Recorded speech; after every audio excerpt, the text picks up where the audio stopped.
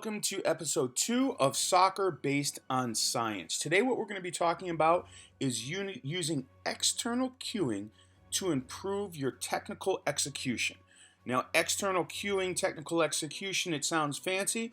I'm going to take 2 minutes to go over the science, and then we're going to put that directly onto the practice pitch, and I'm going to show you how you can use it tomorrow with your team. So first, let's take a look at cueing. It can be classified in two different ways. It can be internal cueing, which is the athlete focuses on their body parts in relation to the task at hand. So let me give you the example. Maybe you're focusing on, hey, keep your toe up, keep your ankle locked, keep your knee bent, and follow straight through the ball on a push pass. So you're focusing on internal body part cues, where an external focus is going to be much more simple. It's going to be, here is either a gate or here is a target and goal, and I want you just to focus on using that push pass and hitting it through the gate or hitting it at the target. And basically the success of your pass is going to give you the feedback. You're not going to focus on the internal cues. So the reason why we don't focus on internal cues is it because it takes up your working memory to think about these things. And what happens is your body is not able to automatically in the subconscious carry out a nice flow motion of that skill because you're focusing on your body parts, and it can't carry it out in one motion. So if you're only focusing on the outcome, which is the target area, now the motion of kicking the ball itself becomes fluid in your subconscious. So now let's look at the science. Let's apply the science to the practice field. So here, this is our game model. This is a game model that I use where the winger would cut in, either bounce a 1-2 off the striker, or it could be a center mid. So here we go, bounces the 1-2 off, drives down here, right next to the end line, and here's the external cueing. We have 4 mannequins set up. The idea is, can we deliver this ball to the middle of the mannequins through these 2 mannequins? So that right there is the external cue. And so we see this area here, that's how we judge, was it a successful repetition? And then we go ahead to finish from there. So that's using external cueing. Now, here I divided up many areas. We have 9 areas in here.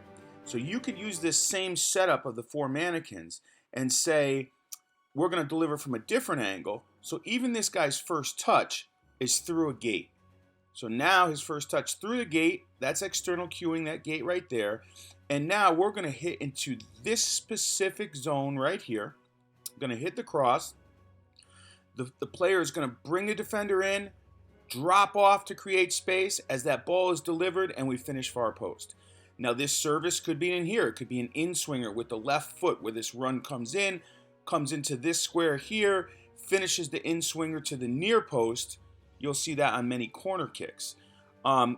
It's about external cueing is about creating target areas for that service, using mannequins, using poles, whatever you have to use.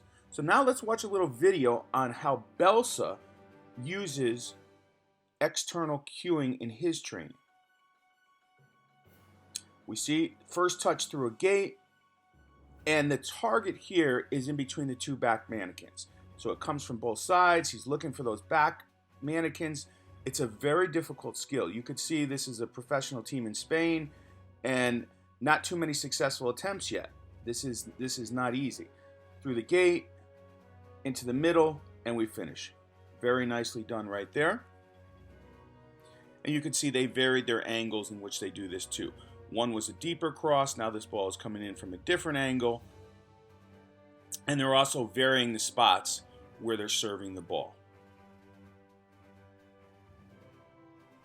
And now, after this, he's going to take this to a different form of external cueing. Here it is. You're going to see, I would assume this is like a number 6 who is now getting that ball and driving that ball. This has to be part of his game model as well. In between 2 mannequins, which are obviously operating as the external cueing gates. So again, this is the external cueing. I hope this made sense to you. You can set these mannequins up in any shape you want and create whatever target areas you want. The idea of today's video is just to make you aware of what external cueing is compared to internal cueing, and why external cueing is something that you would want to add into your training sessions. Now, the last thing I will add is at some point you will take all the mannequins, take all the external cues off the field. This kind of relates to the video in the first series, episode 1, but we want them to do these types of training sessions without any external cueing at the end. So I would use external cueing, strip it all away, and then do repetitions without any external cueing as well.